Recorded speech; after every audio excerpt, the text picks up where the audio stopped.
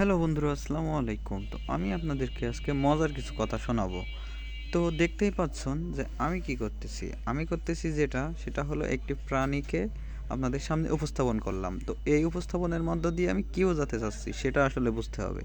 আমি বোঝাতে চাচ্ছি একটি বিড়াল মানুষের প্রতি কতটা ভালোবাসা দেখালে সেই বিড়ালটি মানুষেরকে আদর করে এবং সেই মানুষের সাথে মিশে থাকে। তো আমি যে বিড়ালটিকে আদর করতেছি এবং যে বিড়ালটি নিয়ে কথা বলতেছি সেটি হলো আমাদের একটি পোষা বিড়াল। আপনি কি ভাবছেন একটি বিড়াল সহজেই পোষ মেনে যায়? না, কখনোই না। তাকে পোষ মানাতে হয়।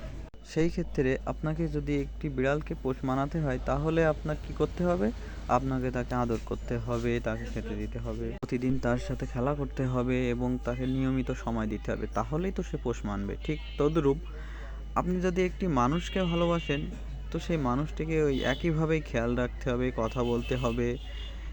তাহলে সে আপনার পোষ মানবে। তো পোষ মানাটা এতটাও সোজা না ভাই। পোষ মানাইতে গেলে অবশ্যই তার খেয়াল রাখতে হবে।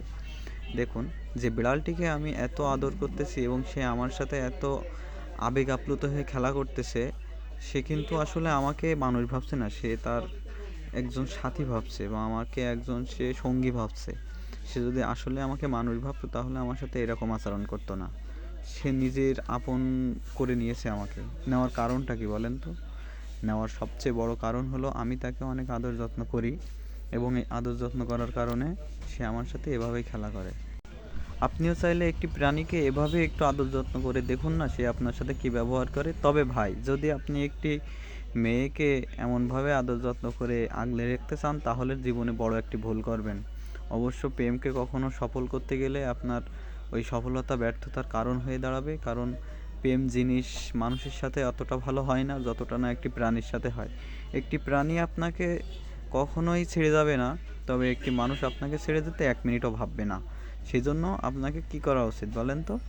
একটি মানুষের চেয়ে একটি প্রাণীকে বেশি আপন করে নিয়ে তার সাথে খেলাধুলা করাটা অনেক শান্তির। তাহলেই আপনি মনে করবেন যে না, অনেক ভালো লাগছে। কিন্তু একটি মানুষকে আপন করতে গেলে আপনাকে অনেক, অনেক পরিশ্রম করতে হবে এবং সেই পরিশ্রমের খেসারত কী হবে একমাত্র আল্লাহই জানে।